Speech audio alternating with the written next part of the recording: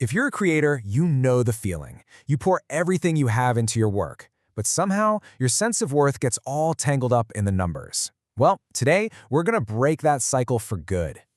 So let's just get right to it, with the question that's probably hitting a little too close to home. Does your value as a human, as a creator, live inside an analytics dashboard? You know what I'm talking about? Refreshing that page, feeling that jolt of excitement when the numbers go up, and that sinking feeling in your stomach when they don't? If that's you, hey, you're not alone. But you are caught in a trap. And that trap, it actually has a name. It's called the conditional worth trap. It's this belief that your value is always up for debate, always hanging in the balance, totally dependent on that next big achievement, that next milestone. It's a chase, and here's the thing. It's a chase that's designed to never, ever end. I mean, just look at how we typically measure our worth. On one side, you've got the external stuff, follower counts, clicks, status. These are what some people call vanity metrics for a reason. They're totally unpredictable, you can't really control them, and they honestly don't reflect your actual skill. Now, on the other side, we have the internal measures, getting better at your craft, becoming a great storyteller. And yeah, those feel way more meaningful, right? But here's the twist. Both of these share the exact same hidden flaw.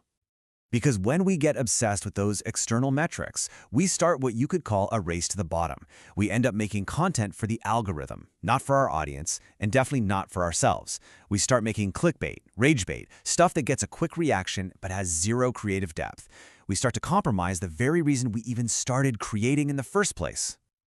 And that brings us to the core issue.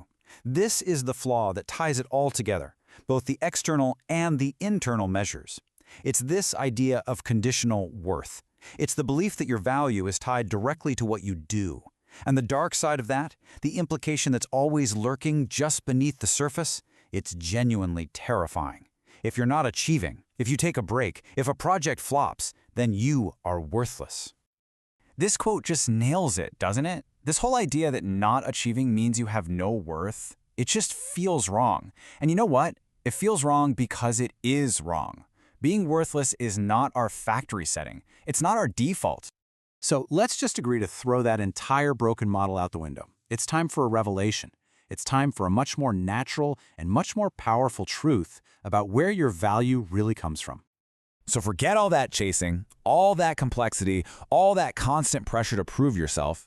The actual truth is so much simpler. I want you to really let this sink in for a second. Your worth is high, and it is fixed. It doesn't shoot up when a video goes viral, and it doesn't plummet when a post gets no engagement. It's your anchor. It's a constant. You are worthy just because you're here, breathing. You don't have to do a single thing to prove it. That's your natural state. And operating from that place, well, that's a source of unconditional creative power. You've already got it. Okay, so that sounds great, right? But how do we actually live that way? How do we create from that place of power? Well, that brings us to our final section, your new creator playbook. This is where we get super practical. This playbook is built on 7 key pillars, and they're all designed to help you create from that place of strength. We're going to dive into a few of the most critical ones you can start using, like right now. First up, and this one is absolutely huge, you have to separate your worth from the metrics. You've got to look at your analytics page differently. Those numbers are not a report card on your value as a person.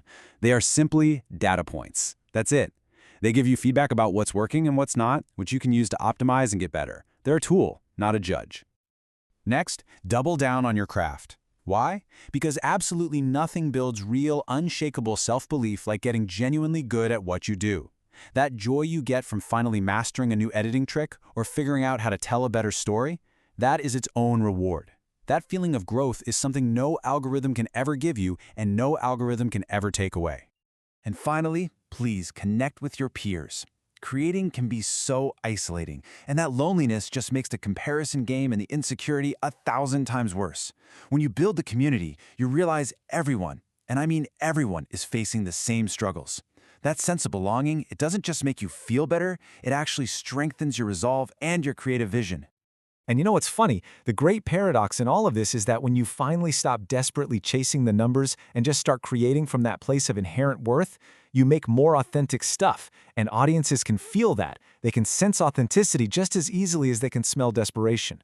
So sometimes, letting go is the absolute best strategy for growth. So I'll leave you with this final thought. Just for a moment, forget the numbers, forget the validation, forget the fear of not being good enough. If you truly believed right now that your worth was already sky high and totally fixed, what would you dare to create? What story would you finally tell? Go make that.